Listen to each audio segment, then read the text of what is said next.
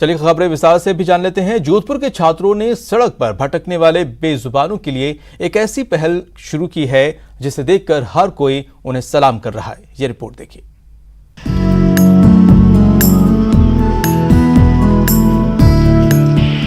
किसी की मुस्कुराहटों पे हो निसार,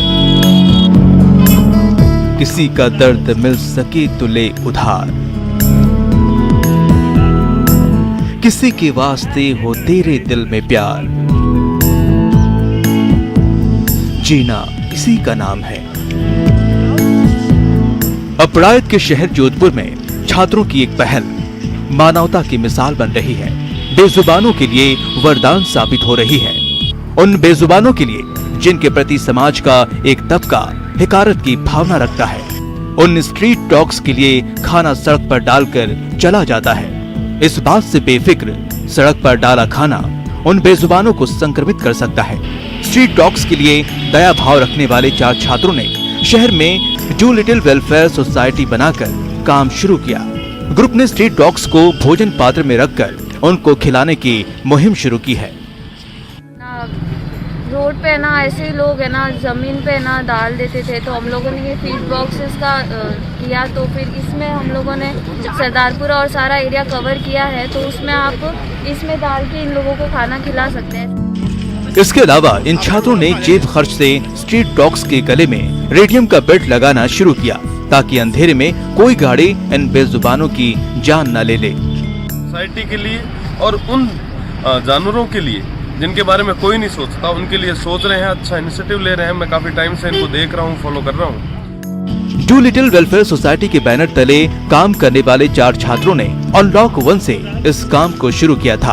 अनलॉक से अब तक इस सोसाइटी में 36 छात्र जुड़ चुके हैं और राहत की बात यह है कि इंसानियत का ये कारवां आगे बढ़ता ही जा रहा है। सोसाइटी के सदस्य बताते हैं कि शुरुआत में उन्होंने हाईवे पर स्ट्रीट डॉग्स के गले में रिफ्लेक्टिव बेल्ट लगाए ताकि उन्हें दुर्घटना से बचाया जा सके। इसके बाद इन छात्रों ने शहर भर से इन डॉग्स के लिए रोटी जुटानी शुरू की, फिर पॉकेट मनी से भोजन पात्र बनवाए और उनको जगह जगह रखकर डॉग्स के लिए खाना देना शुरू किया। बच्चों की इस पहल की अब पूरा शहर तारीफ कर रहा है। न्यूज़ 18 राजस्थान के लिए जोधपुर से ललित सिंह की रिपोर्ट। और अब बात प्रधानमंत्री नरेंद्र मोदी के उस सपने की जिसे उन्होंने 15 अगस्त 2020 को लाल किले की प्राचीर से देखा था। आइए जानते हैं क्या है वो सपना।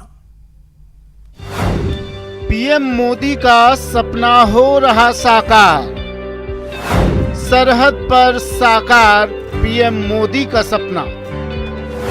सेना एनसीसी कैडेट्स को देगी ट्रेनिंग। एनसीसी भर्ती प्रक्रिया में दिखा छात्राओं का जोश। ये जोश, ये जुनून और ये जज्बा पीएम के ड्रीम प्रोजेक्ट को पूरा करने के लिए है। ये वो छात्राएं हैं जिन्हें अपने कॉलेज की जिंदगी में ही खाकी पहनने का गौरव मिलेगा। सरहदी बाड़मेर के एमबीसी गर्ल्स कॉलेज की छात्राएं प्रधानमंत्री नरेंद्र मोदी के ड्रीम प्रोजेक्ट के लिए मेहनत करती नजर आई। इन छात्राओं का जुनून और मेहनत इन्हें उस टीम का हिस्सा बनाएगी जिस टीम के बारे में प्रधानमंत्री नरेंद्र मोदी ने सपना संजोया था।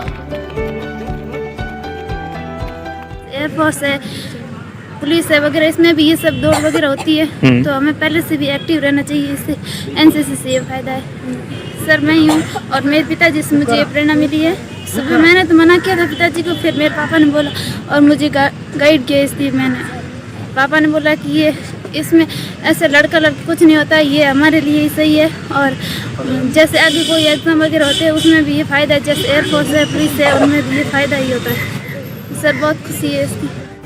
प्रधानमंत्री नरेंद्र मोदी ने साल 2020 के अपने स्वतंत्रता दिवस के उद्बोधन में कहा था कि सीमावर्ती और तटीय क्षेत्रों में 173 जिलों में भारतीय सेना एनसीसी कैडेटों को प्रशिक्षण देगी। तटीय क्षेत्रों में नौसेना और जहां वायुसेना के अड्डे हैं वहां वायुसेना इन कैडेट्स को प्रशिक्षण देगी। इसके बाद सीमावर्ती और तटीय क्षेत्रों में आपदा से मुकाबला करने के लिए प्रशिक्षित नौजवान उपलब्ध होंगे। मिलिट्री ज्वाइन कर सकते हैं किसी में भी। मैं मिलिट्री स्कूल में पढ़ी हुई हूँ, तो वहाँ पे लोगों को देखा है, तो ऐसा ही है कि मैं भी एक ऑफिसर बनूँ। एनसीसी की भर्ती प्रक्रिया एनसीसी कमान अधिकारी कर्नल मनोज गुप्ता की अगुवाई में हुई है, जिसमें सैकड़ों छात्राओं ने लिखित परीक्षा, शारीरिक जांच और स्वास्थ्य जांच के पड़ाव पार किए। 45 छात्राओं का लिखित परीक्षा में हुआ चयन, फिर शारीरिक परीक्षा और शारीरिक जांच हुई। स्वास्थ्य जांच के बाद वरीयता के आधार पर चयन। जब से ये कॉलेज में एनसीसी शुरू होने की इन्फॉर्मेशन जब से दी है, जब से हमने न्यूज़पेपर में दिया है, ग्रामीण परिवेश से भी जो लड़कियां आ रही हैं उनमें भी बहुत उत्सुकता है। हमने जिनको भी पर्सनली कॉल किए सभी ने सकारात्मक रिस्पांस दिया कि नहीं हम आ जाएंगे, और एज दे रिस्पांस वे यहाँ पर सुबह एट 8:30 पहुँच गई थी। आज दिन में पहले सभी लड़कियों का रिटन टेस्ट हुआ, उसके बाद सब लड़कियों को एक फिजिकल रेस करवाई गई, जिस बेस पे कि लड़कियों का फिजिकल पावर उनसे पता चल सके। उसके बाद इन लड़कियों की शारीरिक जांच होगी, ताकि अगर किसी को कोई प्रॉब्लम है तो उसको पहले से ही बाहर कर दिया जाएगा। उसी बेस पे मेरिट बनेगी और फिर एनसीसी की एक बटालियन बन जाएगी। राजस्थान के बाड़मेर जिले की ये छात्राएं बेहद खुश हैं। अब इन छात्राओं को जल्द ही सेना से ट्रेनिंग और खाकी पहनने का गौरव मिलेगा।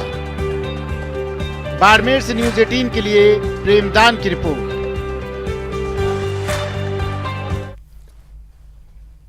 फिलहाल रुकते हैं छोटे से ब्रेक के लिए। ब्रेक के बाद आपका स्वागत है। चीन को भारत से चालबाजी करना अब महंगा पड़ता जा रहा है। पिछले साल से भारत ने चीन को घेरने में कई मोर्चों पर काफी हद तक सफलता भी पाई है, जिसमें घुसपैठ पर नियंत्रण, सीमा सुरक्षा, विदेशी निवेश, आयात निर्यात और अंतर्राष्ट्रीय मंचों पर भारत की सफलता शामिल है। भारत से सीमा विवाद अब चीन के लिए गले की फांस बनता जा रहा है और उसे अपनी अतिक्रमण नीति की कीमत भारत सरीखे बड़े बाजार को खोकर चुकानी पड़ रही है। दुनिया की बड़ी अर्थव्यवस्थाओं में शुमार चीन को भारत ने सामरिक और व्यापारिक दोनों मोर्चों पर कड़ी टक्कर दे दी है। भारत ने सीमा पर चीन को मई 2020 से पहले की स्थिति पर जाने को कहा। साल 2022 तक भारत एलएसी पर 47 सड़कों का निर्माण करेगा। पिछले साल चीन से 16% आयात घटा, जबकि 13% निर्यात बढ़ा।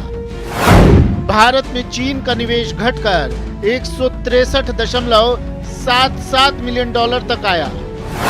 साल 2017-18 में भारत में चीन का निवेश $350 मिलियन था। इसके अलावा दुनिया भर में भारत की मजबूत साख और चीन को लेकर बदला रवैया भी ड्रैगन की चिंता का बड़ा सबब बन रहा है। सामरिक, कूटनीतिक और व्यापारिक मोर्चे पर टक्कर देने के साथ कोरोना वैक्सीन के जरिए भारत ने मानवीय मूल्यों के मामले में भी चीन को पीछे छोड़ दिया है। Bureau report, news 18 network.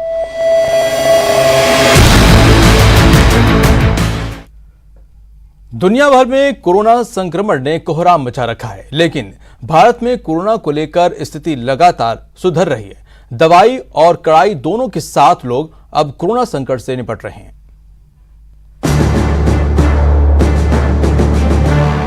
दुनिया भर में कोरोना वायरस के मामले 10 करोड़ के पार जाने के बीच भारत में कोरोना संकट लगातार कम हो रहा है।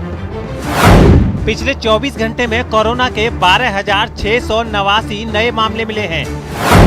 पिछले 24 घंटे में 13,320 मरीजों ने कोरोना को मात दी है। पिछले 24 घंटे में 137 लोगों की जान कोरोना से गई है। 1.6 करोड़ में से 1.3 करोड़ मरीज ठीक हुए हैं। देश में अब 1.73 लाख कोरोना मामले सक्रिय हैं। अब तक 20,29,480 लोगों को कोरोना का टीका लगा है। केंद्रीय स्वास्थ्य मंत्रालय की रिपोर्ट के मुताबिक महाराष्ट्र, केरल को छोड़ दें तो बाकी राज्यों में कोरोना के मामले तेजी से कम हो रहे हैं। रिपोर्ट में ये भी बताया गया है कि कोरोना से जान गंवाने वाले लोगों में 70% लोग दूसरी बीमारियों से पीड़ित थे। उम्रवार देखें तो कोरोना से मौत का आंकड़ा 17 साल से कम 1%, 18 से 25 साल 1%, 26 से 44 साल 10%, 45 से 60 साल 33%, 60 साल से ऊपर 55% रहा है। इसके अलावा कोरोना को हराने में लोगों की जागरूकता भी बहुत काम आ रही है। वृद्धों का खास ख्याल और जरूरत के लिए हर घर से बाहर जाने के नियमों को लागू ने बखूबी साधा है। साथ ही मास्क और सैनिटाइजेशन का भी हर संभव उपयोग किया गया है। Bureau report, news 18 network. फिलहाल इस बुलेटिन में इतना ही। नमस्कार।